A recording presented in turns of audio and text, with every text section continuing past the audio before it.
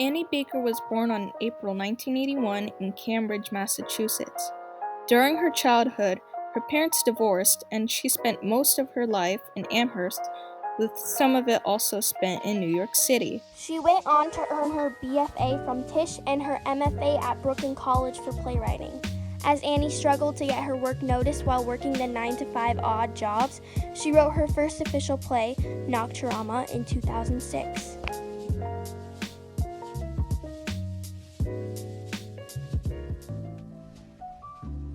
With a lesbian couple struggling to help their 21-year-old son with Asperger's syndrome, a disease on the autism spectrum that causes social awkwardness or poorer communication skills, a nude photographer by the name of Frank only brings more attention to their family crisis.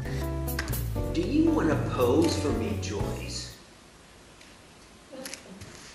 Body awareness captures the dysfunctional family's desires and shows that even if nothing has changed, it matters that you keep making those sacrifices to help your family from falling apart. This is shown in today's time because of its problems in the characters' everyday lives that are very relevant to right now. For example, we see lots of social media posts and movies and TV shows that convey a perfect body, giving us the need and want to look like them. This play focuses on the daily lives of people whose emotions are being challenged through lessons in drama class. The group of adults begin to move from behind the mask and go on to express their feelings like they haven't before. Her play shows how it's important to let go of that ego and take time with others to truly know who you are. In today's society, a lot of people still struggle with saying how they feel because of rejection and disapproval among peers. In this story, two men at a coffee shop talk about their dreams of being in a rock band and writing a novel, while a new employee named Evan is desperate for their friendship as time goes on. See, I wanted us to be called the Aliens. No. Boring. After the Bukowski poem, you read Bukowski?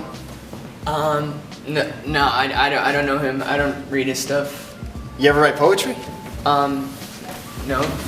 At this point in Baker's work, silence serves as a key in telling her stories by letting the silent tension linger after a conversation or to break the heavy uses of dialogue. With that said, she's able to bring out the character's deepest feelings in the littlest way possible in this technique. This technique of silence will be shown in the performance we perform later. This is relevant to today's world and the fact that we as people often see our friendships slip away as time goes on, or we often are very desperate to have a steady friendship. The flick portrays three ushers who try their best to keep up an old theater in order to keep the use of celluloid alive. Annie takes this a step further by integrating her love of cinema into the act, and does this when all three characters pour out their complicated lives in a poetic type of way. Sometimes it looks like we're, fighting to get connection, and it looks like we're fighting backwards. Their problems seem so small to anyone who's not them, and Annie Baker sort of taps into that totally uninteresting, and yet to the characters it's so important. She uses the film's aspect of it all to question the character's hesitation in life, and how the reality of defeat in the real world is not always a bad thing. Adults today continue to struggle with their dead-end jobs, but there's always a realization that everybody is in the same boat, and that you are never alone. In this play, Jenny and Elias, a couple on the verge of breaking up, arrive at a bed and breakfast in Gettysburg filled with a huge collection of Victorian dolls. The friend of the owner, Genevieve, a blind woman known to be crazy, tells a story about John, her abusive ex, who tried to possess her, plus the other things she questions about the spiritual world.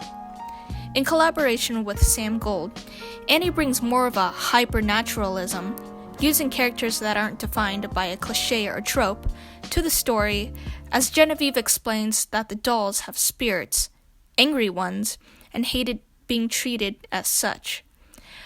The impact of this chilling story and its relatable characters forces us to feel frustrated when the questions in life cannot be answered. As As you can see, her writing is drastically different from the playwrights we have seen before. She possesses this with her low-key dialogue and use of naturalism, along with her lack of action and silence that uncovers meaning in her scenes.